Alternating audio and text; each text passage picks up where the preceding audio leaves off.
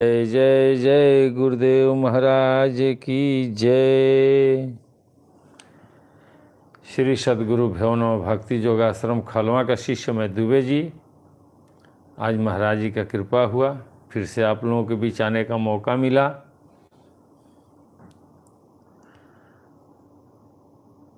देखिए क्या करते हैं महाराज जी। कहते हैं ना कि सबके नचावत राम गोसाई, नाचत नर मरकट के नाई। ऋषि बाबू आ गए, स्वामी जी की जय हो। हम जितने संसार में प्राणी हैं, हम लोगों को रोल मिला है, परमात्मा ने हम लोगों को रोल देकर भेजा है। प्रशांत जी भी आ गए, स्वामी जी की जय हो। चंदन बाबू आ गए, स्वामी जी की जय हो। धीरे धीरे सारे लोग आ जाएंगे।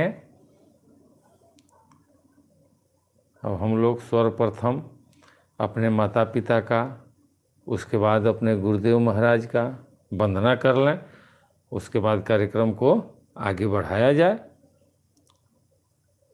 सारे लोग हाथ जोड़ लें और मेरे साथ अपने माता पिता और गुरु का वंदना स्टार्ट करें।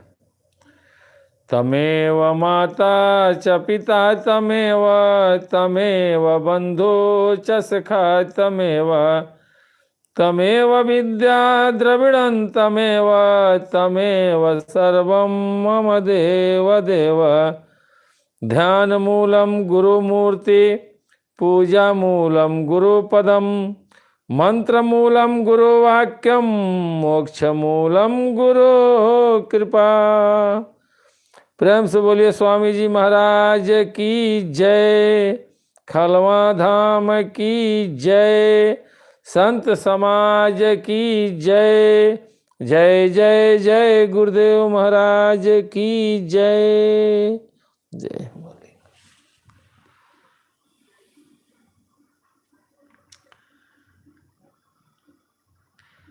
जय हो। नीलकंठ महाराज की जय, बाबा भोलेनाथ की जय, सारे देवी देवता की जय। चलिए आज हम लोग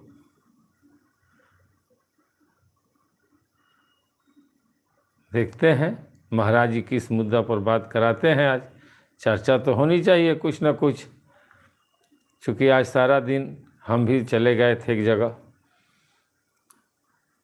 उसी में थे, दूसरे का कार्य था। वो बेचारे बोले कि चलिए, कंचना जी भी आ गई, स्वामी जी की जय हो। तो समाज में इंसान है तो जाना पड़ेगा। अगर किसी के कार्य आपके सहयोग से पूर्ण होता है तो चले जाइए। थोड़ा नुकसान होगा, लेकिन मालिक देखते हैं कि चलो ये दूसरे के लिए संघर्ष कर रहा है, उसमें भी स्वार्थ है। इसलिए कि जब आपको आवश्यकता पड़ेगी तो व्यक्ति आएगा। अगर वो व्यक्ति किसी कारणवश नहीं आया तो किसी न किसी को परमात्मा आपके सानिध्य लगा देंगे। इसलिए कि आपकी जो आत्मा है उसकी आत्मा को तृप्त की है, वो फंसा है, उसको आपने बचाया। तो कौन, किसको खुशी मिली? आत्मा को। और आपकी आत्मा को भी खुशी मिली कि चलो मुझसे किसी का हित हुआ। और इन दोनों का मालिक कौन है? परमात्मा, जो पूरे सृष्टि को देखते हैं। वो जीव के मालिक हैं, और जितने संसार में जीव है सब जीव एक ही है, उनके अंश है। जिस तरह दिन में आप छत के ऊपर 50 स्टील का थाली रख दीजिए तो 50 सूर्य उसमें दिखाई देंगे, लेकिन सूर्य एक ही हैं। उनका प्रतिबिंब पूरे सृष्टि में है।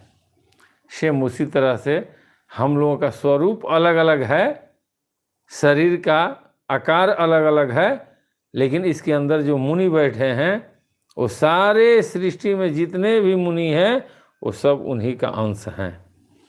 इसलिए वो सबको कंट्रोल करते हैं और सबको देखते हैं।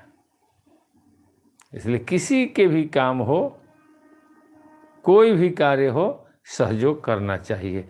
यही मानवता है, ये होना चाहिए। रात हम लोग रामायण में थोड़ा सा थे, आज रामायण पर ही चर्चा हो। बीच में देखते हैं मालिक अगर मुड़ेंगे तो मुड़ चला जाएगा, कोई आ जाएगा टॉपिक, कोई कमेंट कर देंगे कि इस पर कुछ चर्चा हो, स्टार्ट हो जाएगा।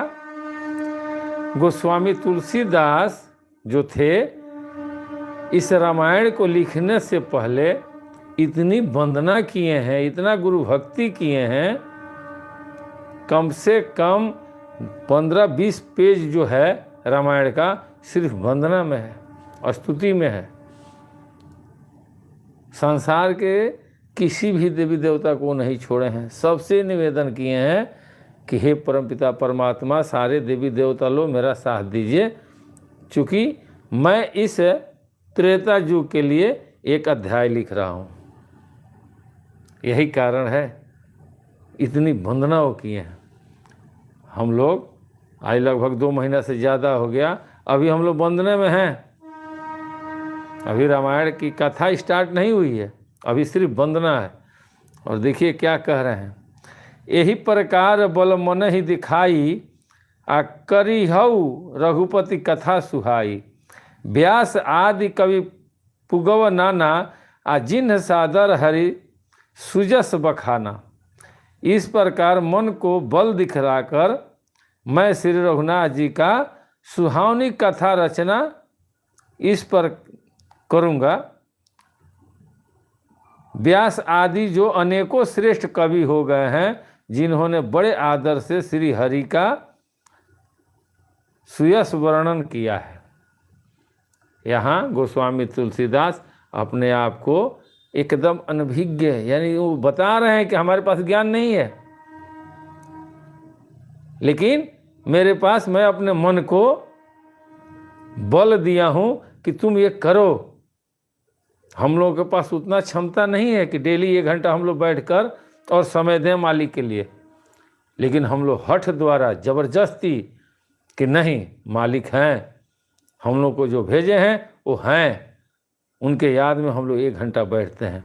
बलपूर्वक अपने मन को रोकते हैं कि नहीं, हम बैठेंगे, हम मालिक की चर्चा करेंगे। सेम वही चीज़ गोस्वामी तुलसीदास जी ने रामायण लिखने से पहले किए हैं। ये नौमी देवी भी आ गई, चलिए धीरे धीरे सब लोग आएंगे।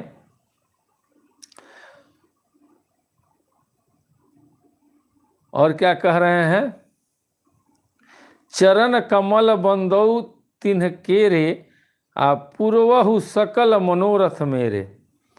कली के कबिन्ह करहु प्रणामा, आ जिन्ह बरने रघुपति गुण गामा। मैं उन सब श्रेष्ठ कवियों के चरणों कमलों को प्रणाम करता हूँ जो मेरे सब मनोरथ को पूरा करेंगे।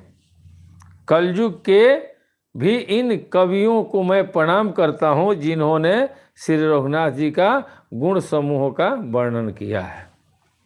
चूँकि रामायण लिखने से पहले वाल्मीकि रामायण लिखा गया था,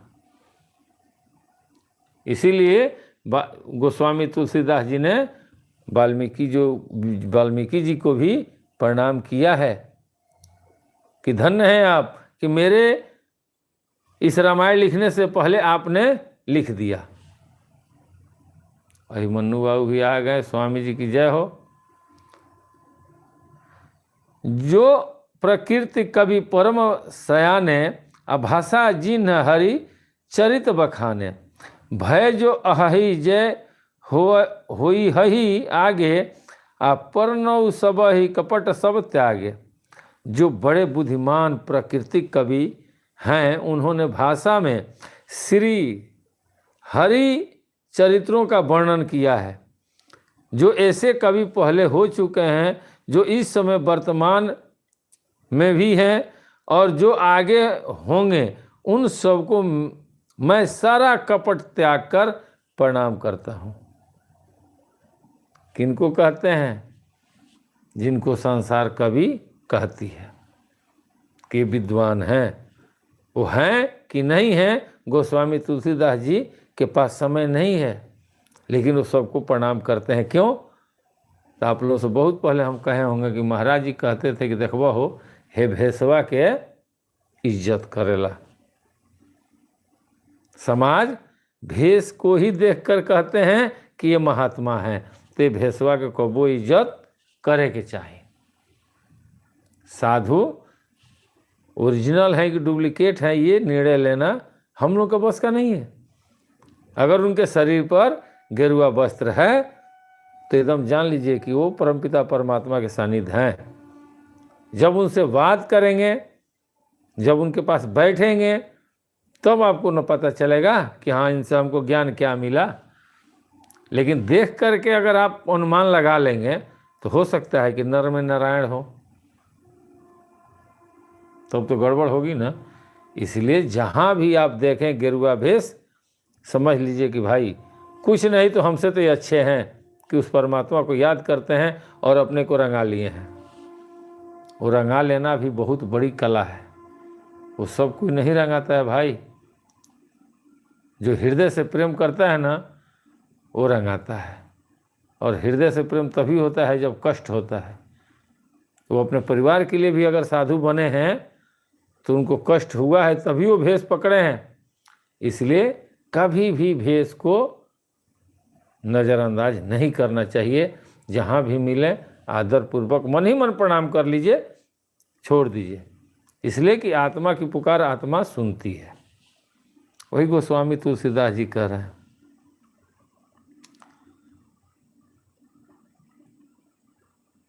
जे प्रकृति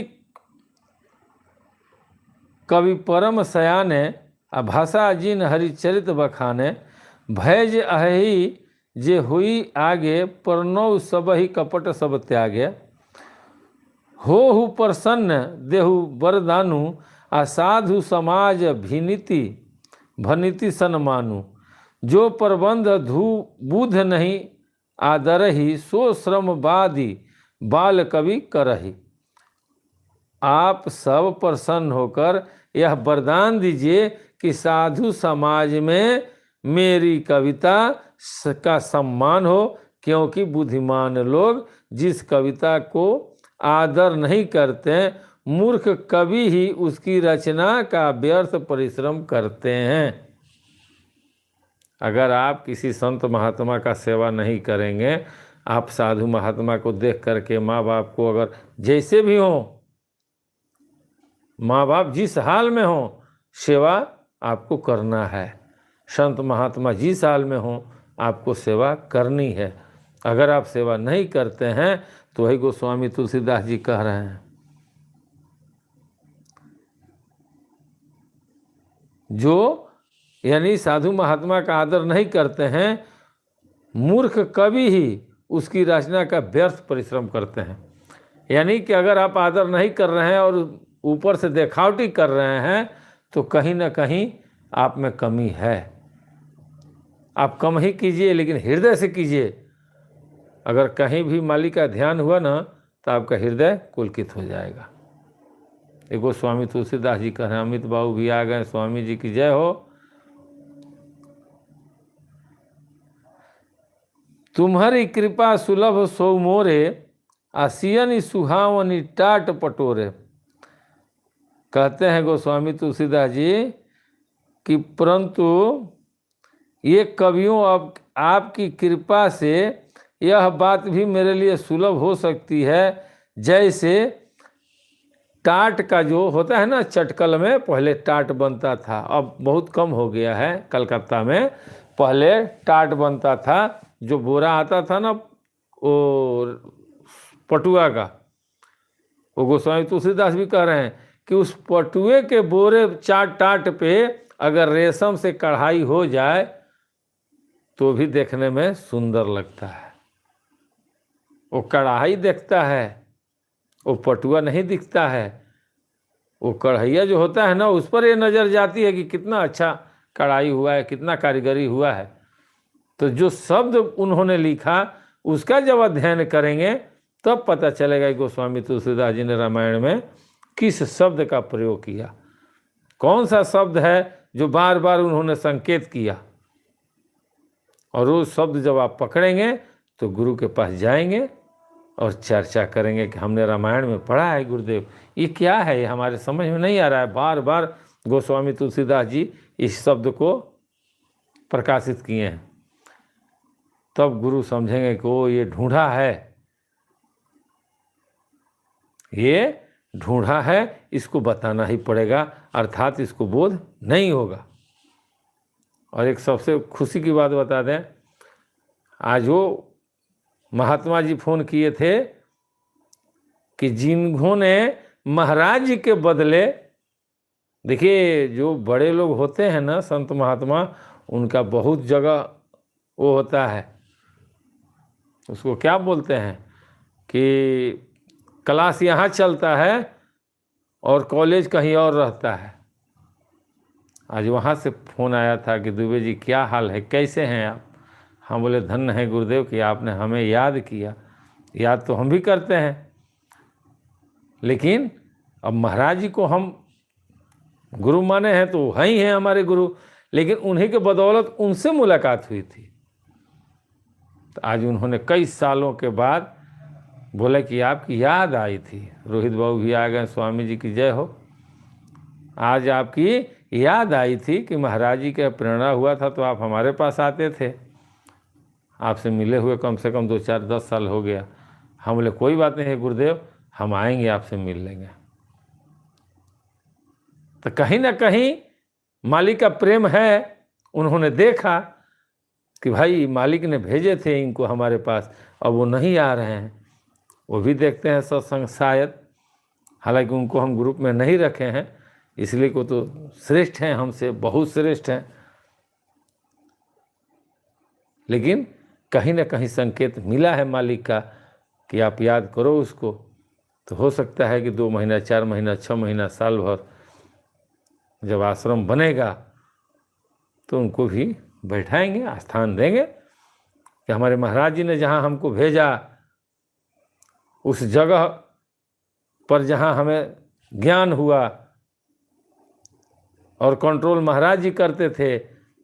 जब हमें ज्ञान होता था तो हम घबरा जाते थे कि ये कैसे हो रहा है, और जब मालिक के पास जाते थे तो मालिक मुस्कुराते थे और हम कहते थे कि महाराज जी हमारे साथ कुछ हो रहा है, तो महाराज जी कहते थे कि देखो हो मलिक ना सब करावेला।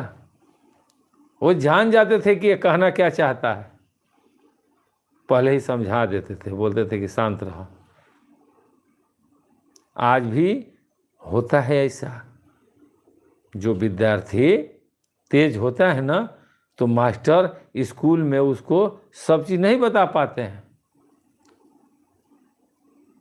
वो उतना ही पढ़ाएंगे जो सबको याद हो जाए। लेकिन उसी में कोई विद्यार्थी ऐसा होता है कि जिसको मास्टर बोलते हैं कि थोड़ा तुम ट्यूशन भी करा करो, ट्यूशन भी करो, घर पर पढ़ो, बढ़िया मास्टर ढूंढो। तो लड़का समझ जाता है कि कहीं ना कहीं मालिक का संकेत है, तो लड़का अपना ट्यूशन पकड़ लेता है। ये सबके साथ होता है भाई, हर स्कूल में होता है।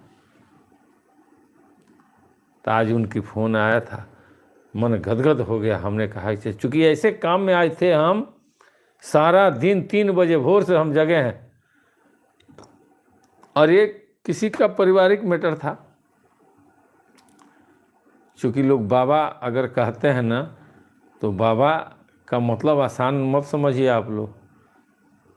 जिसको बाबा कहा जाता है ना, उसको पूरे दुनिया का अनुभव होना चाहिए, हर चीज़ का अनुभव होना चाहिए, तब आप बाबा कहलाने के योग्य होंगे। ऐसा नहीं है कि सिर्फ आपको एक ही चीज़ याद हो और उसी चीज़ से सारा सृष्टि में फैला है।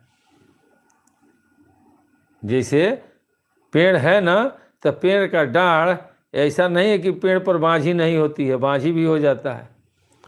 कोई भी पक्षी कोई चीज़ खाकर और उस पर लाकर अगर गिरा देता है तो उस पर भी एक पेड़ हो जाता है। तो कब कौन सा सवाल आ जाए और आप उसको नहीं जानते हैं, तब तो चूक गए ना।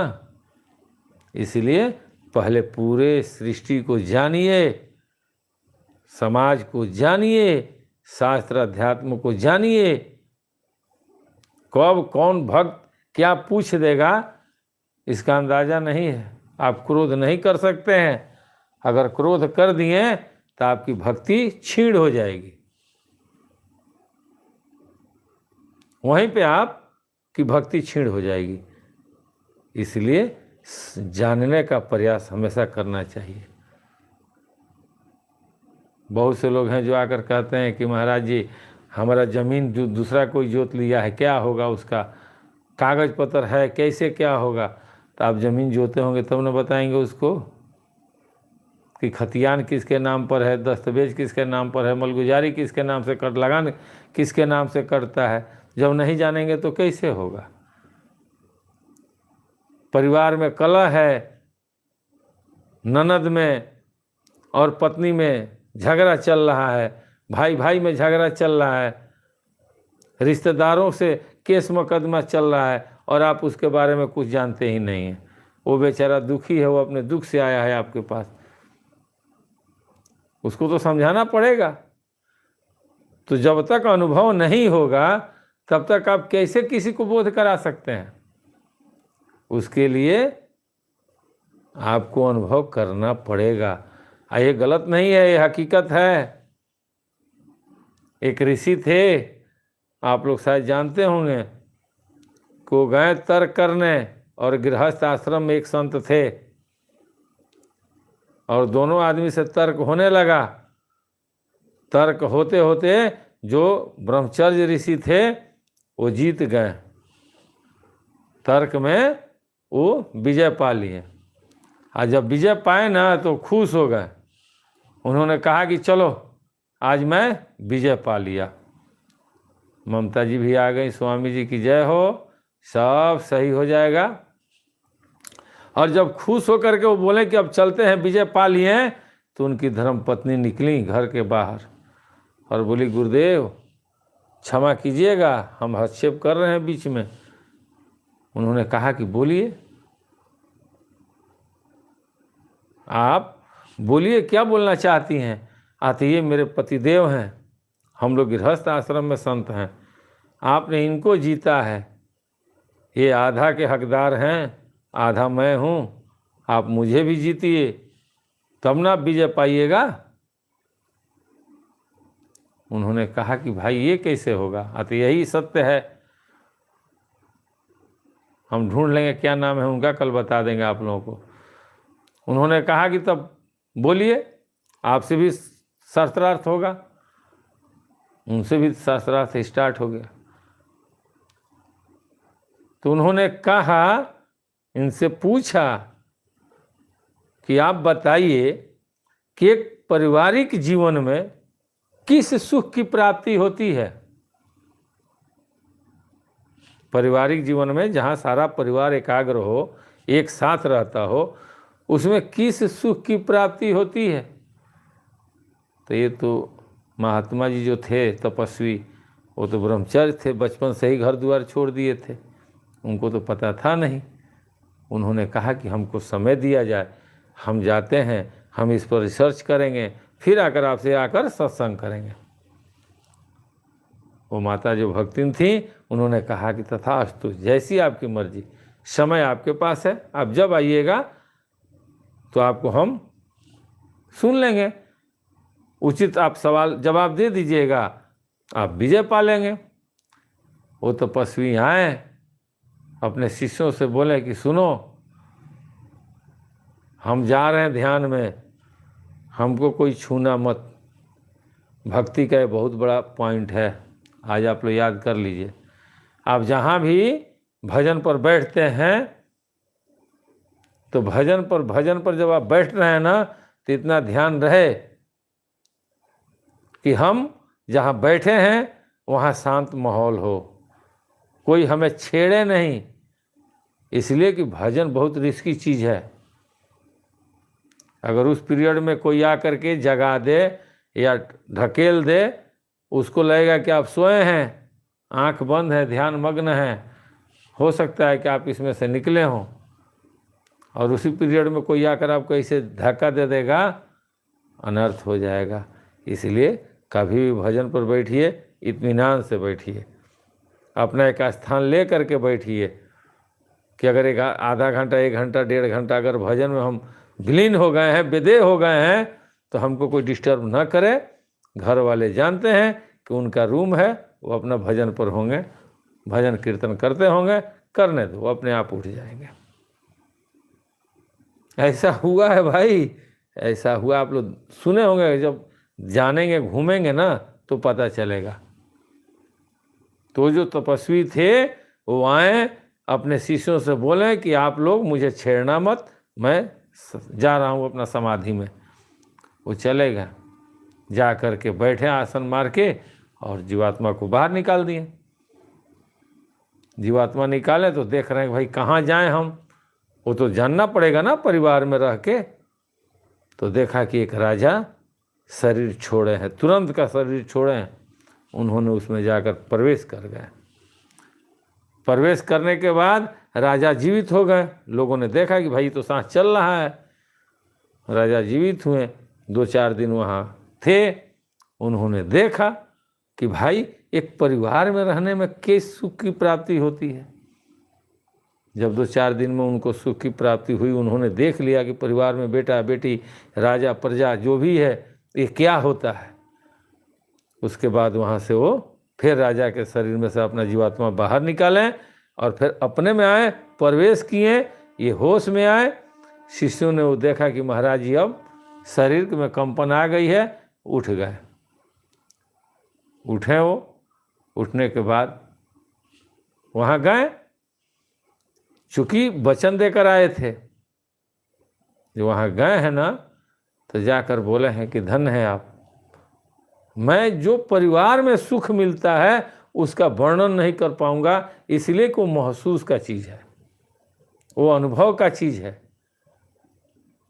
उसका कोई शब्द नहीं है कि मैं कैसे कहूँ।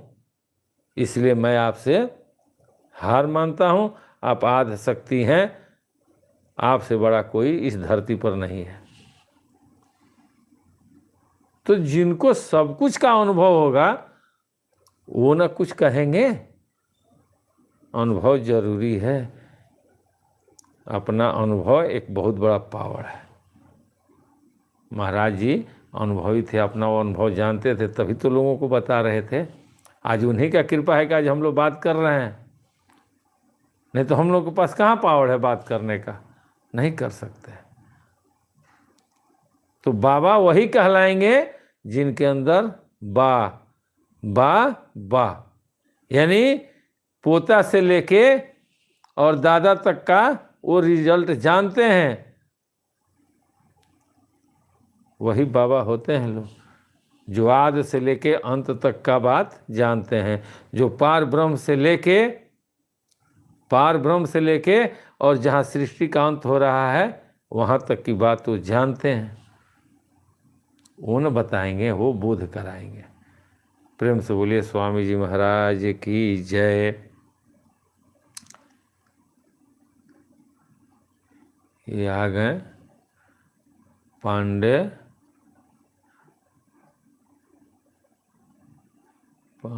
ग्यामीन, स्वामी जी की जय हो। चलिए, उतना इंग्लिश हमारा बरियार नहीं है, लेकिन फिर भी जैसा है ठीक है। तो बोलते हैं कि टाट पर भी अगर रेशम से कलाकारी किया गया हो, अगर उस पर फूल बनाया गया हो, वो टाट भी देखने में सुंदर लगता है, इसलिए कि वो कढ़ाई दिखाई देता है, उसका फूल दिखाई देता है। कलाकारी की पूजा होती है कि भाई क्या कलाकारी है इसमें, जिसने इस पर फूल बनाया वो कितना व्यस्त होगा या कितना वो जानकार होंगे, तो उस कला की पूजा होती है। लेकिन है तो टाट में ही, तो जहाँ दीपक जलता है तो नीचे अंधेरा रहता है, तो अंधेरा सब कोई नहीं देखता है, कहता है कि छोड़ो अंधेरा कौन देखेगा, प्रकाश देखता है लोग, और प्रकाश से अपना सारा कार्य लोग कर लेते हैं। तो वही चीज़ है, अगर गुरु भक्ति है तो आप उसमें से शब्दों में से निकालेंगे, कोई भी शब्द ऐसा मिलेगा जिस पर आप मंथन करेंगे, मनन करेंगे। और क्या का दोहा लिखे हैं, सरल कवि तक कीरति विमल सोई आदर ही सुजान, असहज बयर बिसराई रिपु, जो सुनी कर ही बखान। कह रहे हैं गोस्वामी तुलसीदास जी कि चतुर पुरुष उसी कविता का आदर करते हैं जो सरल हो और जिसमें निर्मल चरित्र का वर्णन हो, तथा जिसे सुनकर शत्रु भी स्वाभाविक वैर को भूलकर सराहना करने लगे।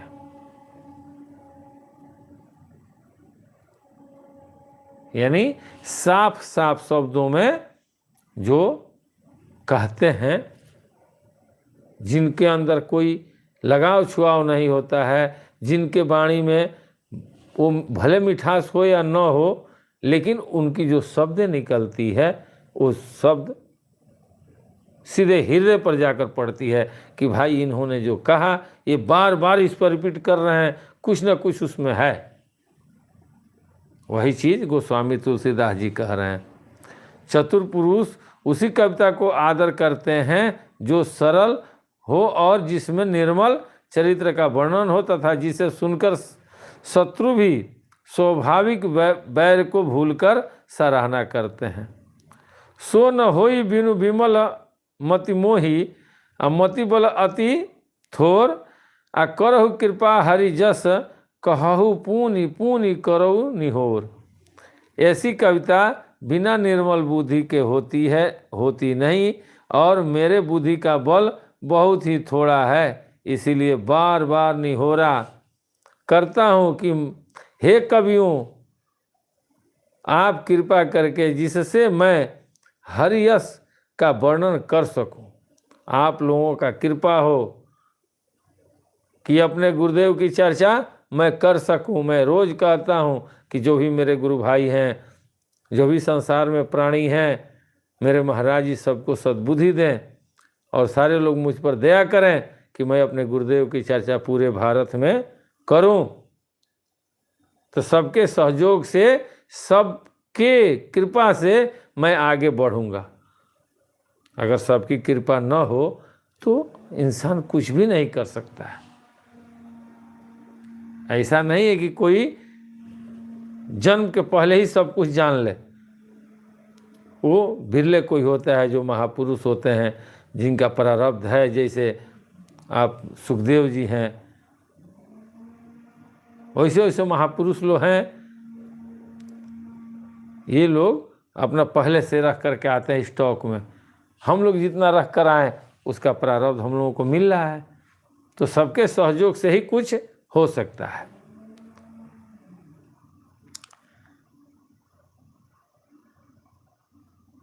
कह रहे हैं, कवि कोविद रघुबर चरित, मानस मंजू मराल, बल विनय सुनि सुरुचि, लखी मुँह पर कोहु कृपाल।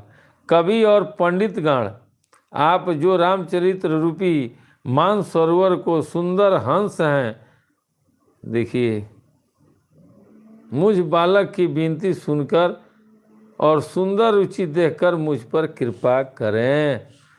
अब देखिए यहाँ कितनी बढ़िया बात बोले हैं कि कवि और पंडितगण, कवि को, जो कवि होते हैं ना, जो कहीं कहीं जाते हैं लोग, उन पर चर्चा करते हैं, संसार के ऊपर जो कविताएं लिखते हैं, सब एक लेख है, वो शास्त्र है।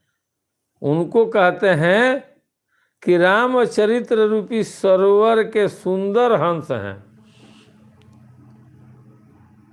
रामचरित्र रूपी सरोवर, सरोवर माने क्या होता है? झील होता है। आराम कहाँ है? इसके अंदर है, तो झीलवा तो इसी के अंदर होगा ना।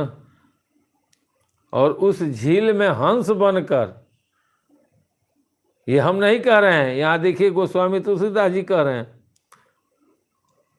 कि हंस बनकर मुझ बालक की विनती सुनकर और सुंदर रुचि देखकर मुझ पर कृपा करें।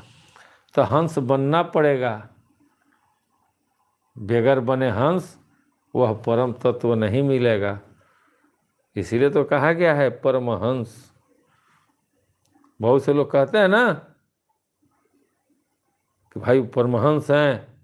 परमहंस किसे कहते हैं? परम जोड़ हंस। परम क्या है? जो आत्मा का प्रिय हो, जो आत्मा का भोजन हो। और हंस कौन है? जो इस सरोवर में से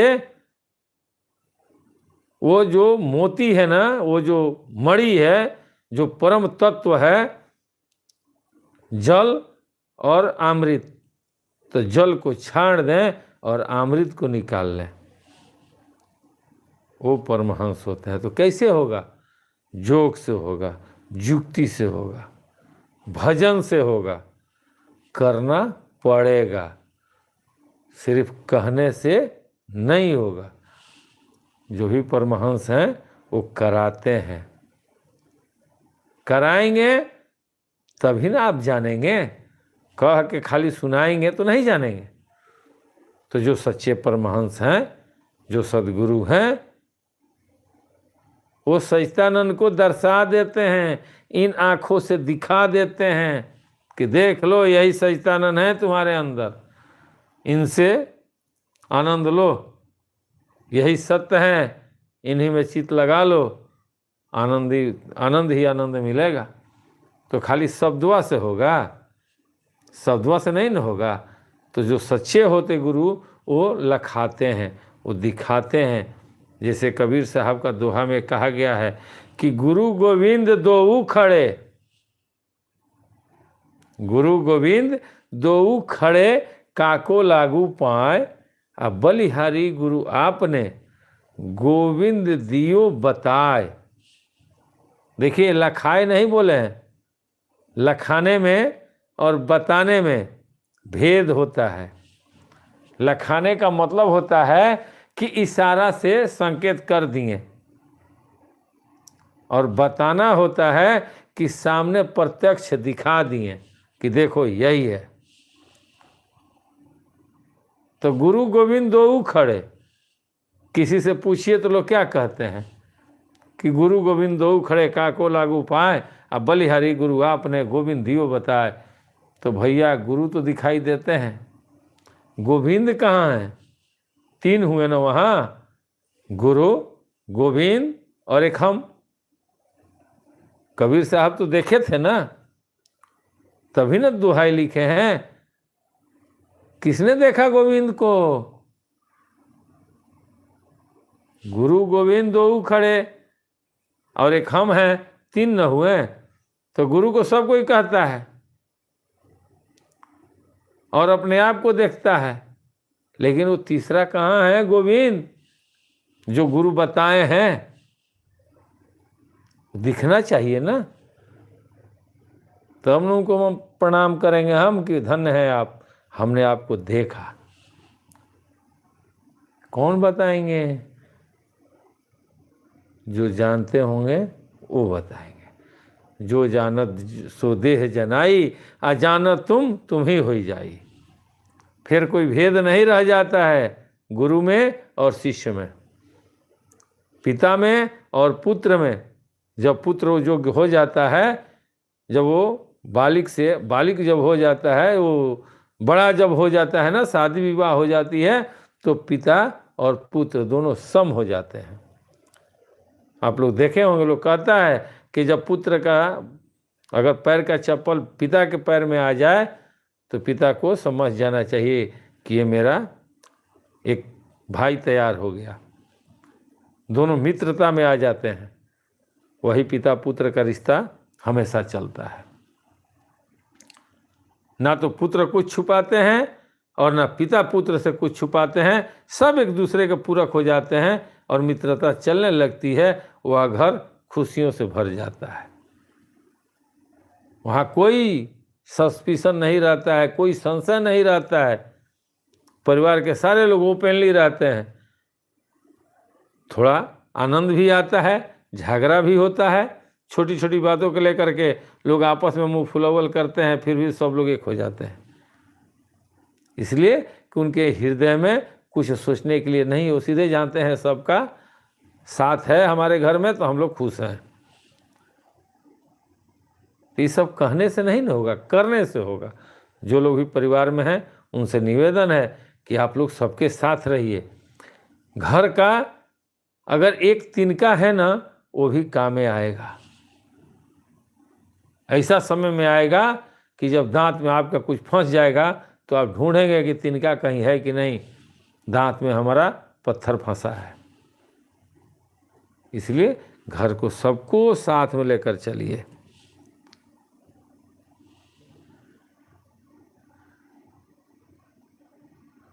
अब देखिए यहाँ क्या कह रहे हैं,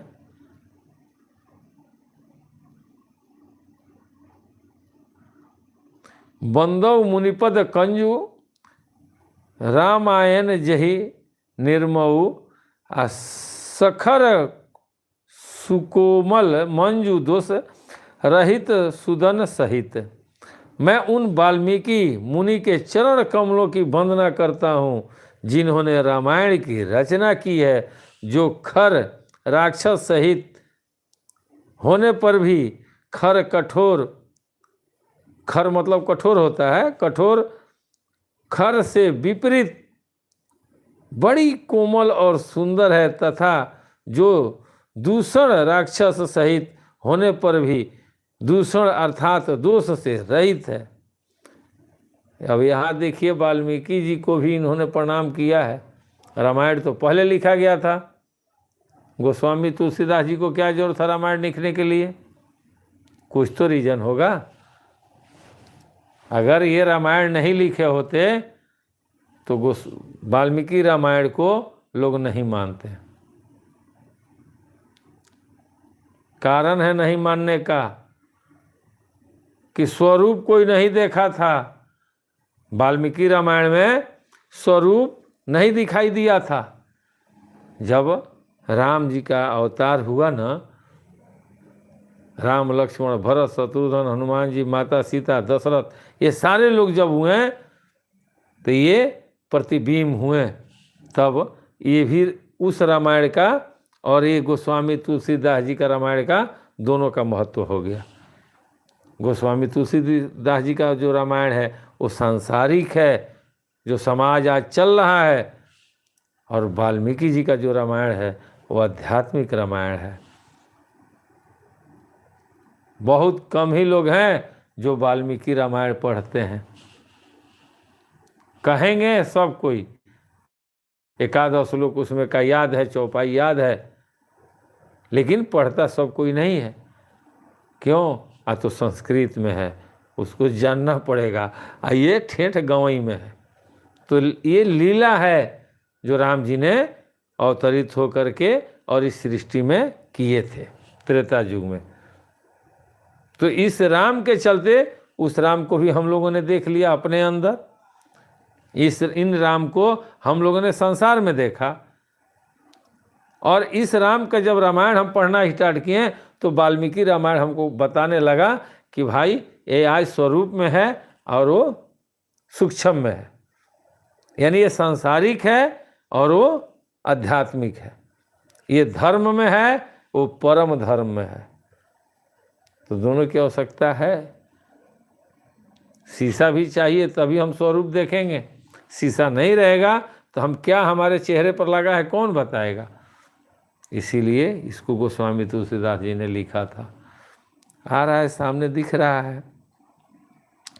बंदौ चरियो वेद भव बारिधि बोहित सरीस, आ जिन्हि न सपनेहु खेद वर्णत रघुवर विशद जसु। मैं चारों वेदों की वंदना करता हूँ जो संसार समुद्र के पार होने के लिए जहाज के समान है, तथा जिन्हें श्री रघुनाथ जी ने निर्मल यश वर्णन करते स्वर प्रेम भी खेद थकावट नहीं होता है। अब इसमें ये कह रहे हैं कि चारों वेद महत्वपूर्ण है, उनको भी तो पढ़ना पड़ेगा ना, उसको जानना पड़ेगा ना, तब तो इसका सार मिलेगा उसमें। वहीं से नहीं इसको भी गोस्वामी तुलसीदास जी लिए हैं। और शुरू से ही हम कहते हैं कि जब तक देवी देवता का पूजा पाठ घर में नहीं करेंगे, घर में अगरबत्ती नहीं जलाएंगे, माता पिता का अगर घर में उनका आदर सम्मान नहीं करेंगे, तब तक भैया भक्ति नहीं होगी। इसलिए कि वह एक पथ है, देवी देवता को पूजना, सांसारिक क्रियाएं करते हुए, तप करते हुए, भंडारा कराते हुए, जग करते हुए, हवन करते हुए आप उस पथ पर चलेंगे तो ही उस परम धाम पर जा सकते हैं। और यहाँ 99% क्या 90 मतलब 99% लोग कहते हैं कि सब बेकार है, 1% जो सच्चे हैं ना वो कहते हैं कि चलो बेकार ही सही, हम कर रहे हैं। दोनों की तुलना एकदम है। यहाँ चर्चा कर रहे हैं, वेद का भी कर रहे हैं। बताइए,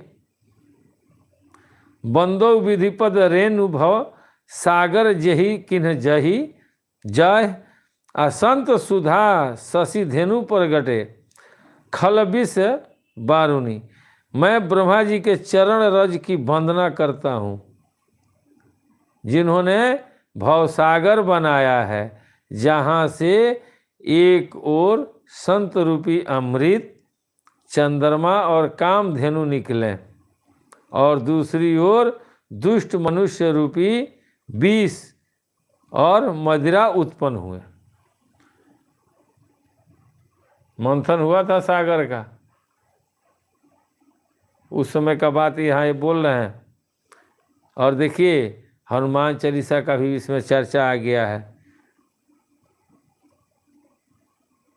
मैं ब्रह्मा जी के चरण रज की, रज यहाँ आ गया ना, श्री गुरु चरण सरोज रज, चरण भी आ गया, चरण रज की वंदना करता हूँ। कितना अच्छा चीज़ है बताइए। जिन्होंने भवसागर बनाया, भवसागर कहाँ है?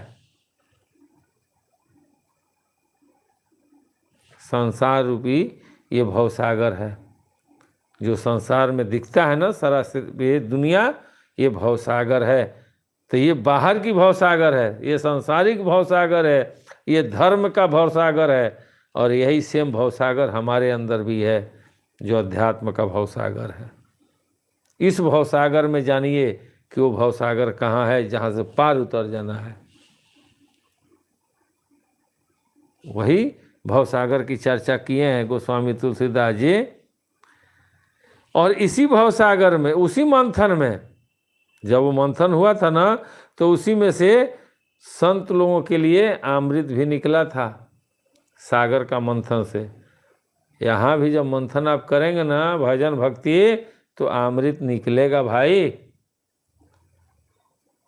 बहुत अटपटांग चीज़ है, इसका ऐसा ऐसा सटीक लोग बताएंगे, ऐसा ऐसा सटीक उत्तर लोग देंगे कि आपको मानना पड़ेगा कि हाँ गुरुदेव सही कह रहे हैं, ये सही में उल्टा ही है। लेकिन जब विचार करेंगे, उस पर मनन करेंगे, तो आप बोलेंगे कि अरे ये तो उल्टा हो या सीधा हो, ये तो आ ही रहा है। फिर इसमें उल्टा तो हम जानबूझ के कर रहे हैं ना, ये तो उल्टा हो नहीं रहा है, हम अपने से उलट रहे हैं इसको। और जब उलट रहे हैं तो जो पहले से भी आ रहा है वही चीज़ आ रहा है। तो मनन नहीं करेंगे तो आप उसी को मान लेंगे। बहुत से लोग कहते हैं ना उलट दो, तारू में उसको उलट देना, जो समझदार होंगे समझ गए होंगे। तो अगर वो ऐसा होता है कि नहीं उल्टे हैं तो नहीं आना चाहिए, लेकिन नहीं उलटते हैं तो भी आता है, उसका काम है आना, इसलिए कि उसकी क्रियाएं कुछ हैं। अगर वो बंद हो जाए ना तो पेट में आपका दाना नहीं पचेगा, वो खत्म हो जाएगा, वो विस्फोट कर जाएगा, सिर्फ गैस ही गैस बनेगा। तो जो पहले से उपलब्ध है उसको आप तैयार कैसे करेंगे भाई? वो तो आ ही रहा है, लेकिन उसको वो जो चीज़ है वो मंथन से होगा, बगैर मंथन का नहीं हो सकता है। और उलट देना मंथन नहीं हुआ। यहाँ साफ बोले हैं गोस्वामी तुलसीदास जी कि संत रूपी अमृत चंद्रमा और कामधेनु गाय, गैया जो दूध देती है ना, उनका दूध हम लोग पीते हैं। वो गाय वो है भाई, वो कामधेनु गाय इसके अंदर हैं।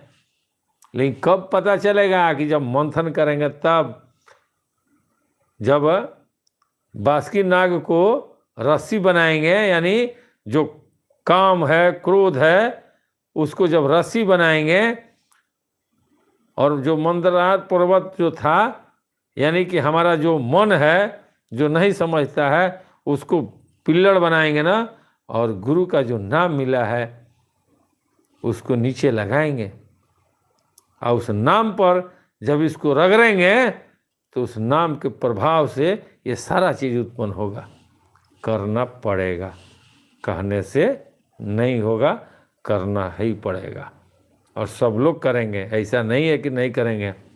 प्रियंका जी भी आ गई, स्वामी जी की जय हो। ये कह रहे हैं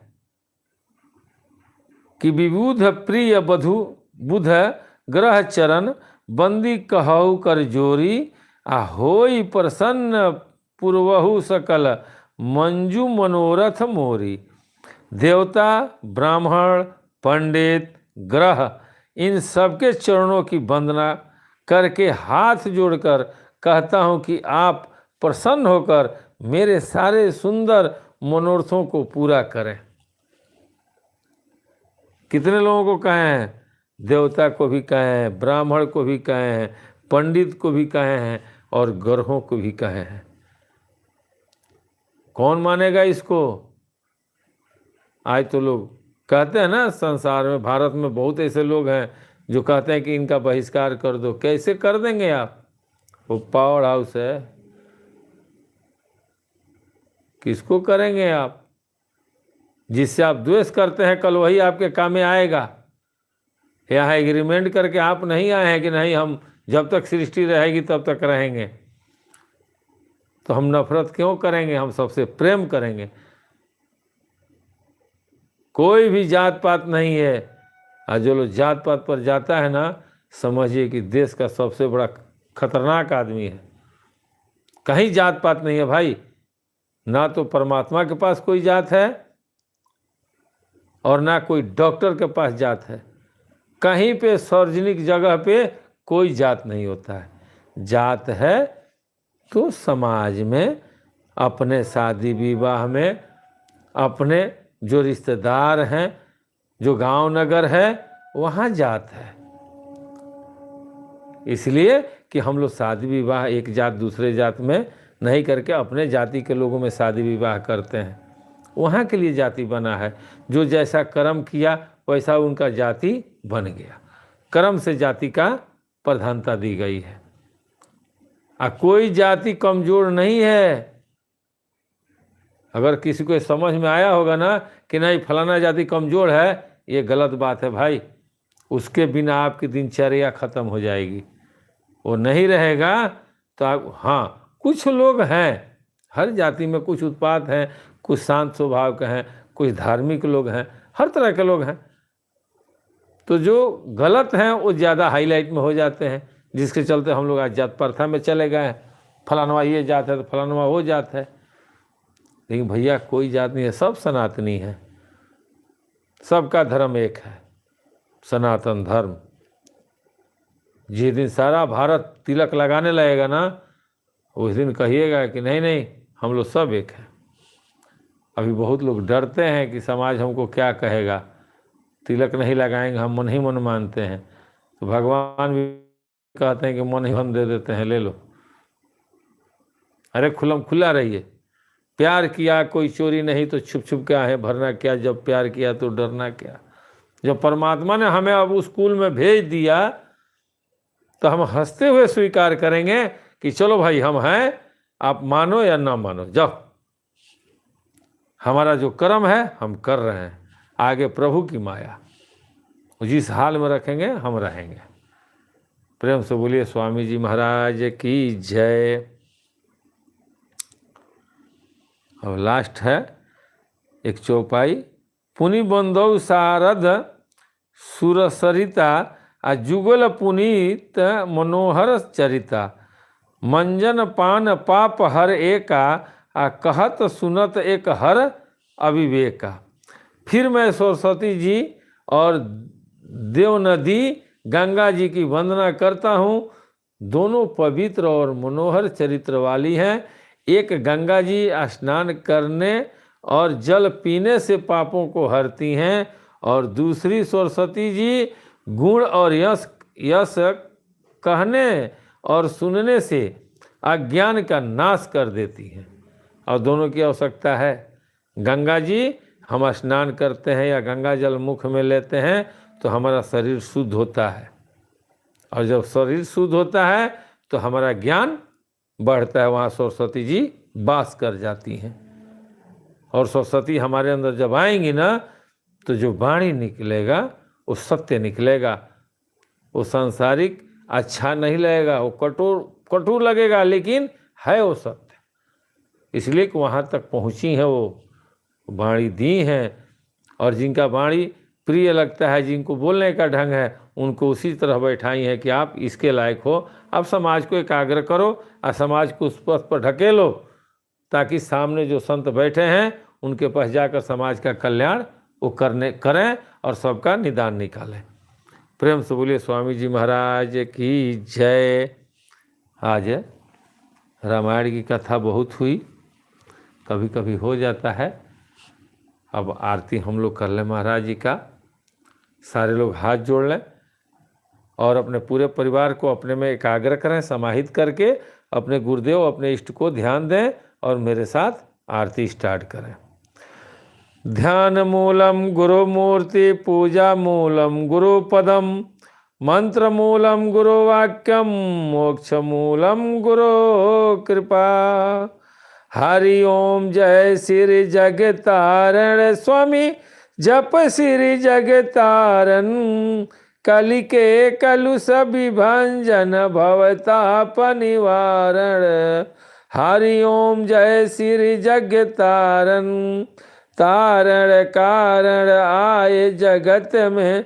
स्वामी संत रूप धर लेना हो मोरे स्वामी, संत रूप धर लेना। करी कृपा मुझे पतितन पर, हठ दर्शन दीना हो मोरे स्वामी, हठ दर्शन दीना। रूप अनूप महाछविधारी, जन को मन मोहे हो मोरे स्वामी, जन को मन मोहे। दरस करत अधनाशय, वर्ण सके अस को है। हरि ओम जय श्री जगतारण, मधुर बचन संशय सब नासत।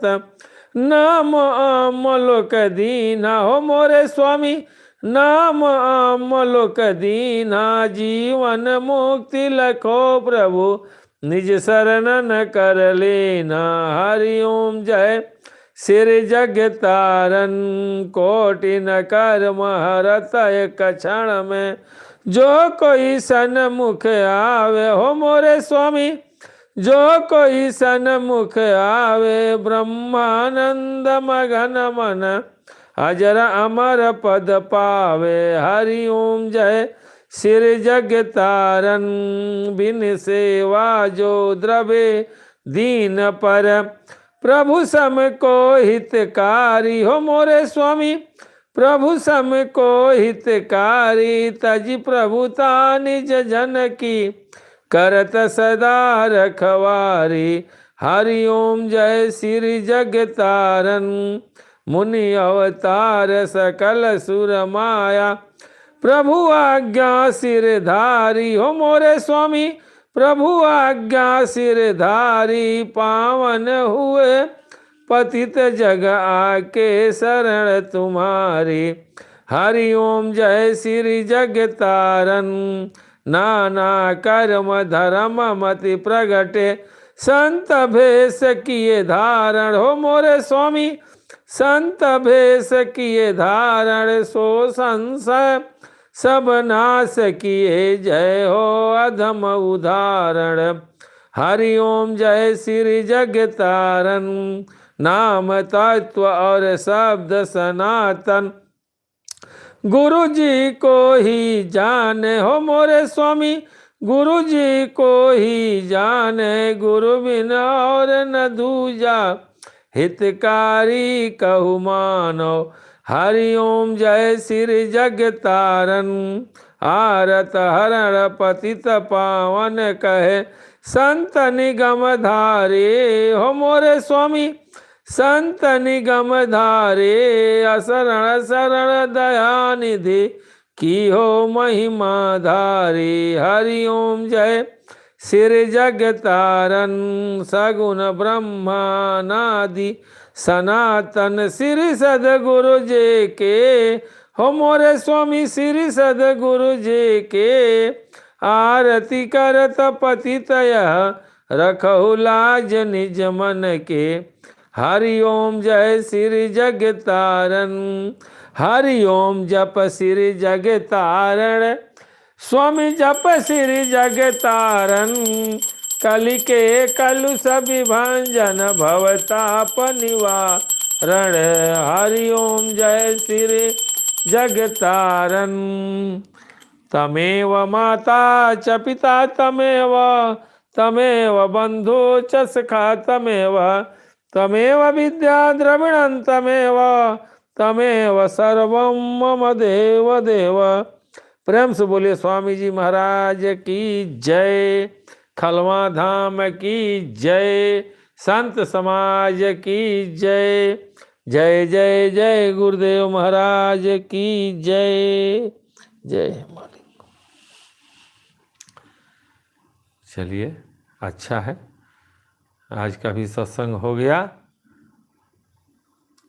आज तो आशा ही नहीं था कि सत्संग होगा, लेकिन मालिक की मौज, सत्संग हो गई। बस इतना आप लोग ध्यान दीजिए कि हम लोग आरती और वंदना मिल जाए, बहुत है। बीच में जो मालिक का कृपा होगा वो भी मिलेगा। आज की मुलाकात बस इतनी, चाहे कल आप कर लीजिएगा बात जितनी। जय खलवा धाम।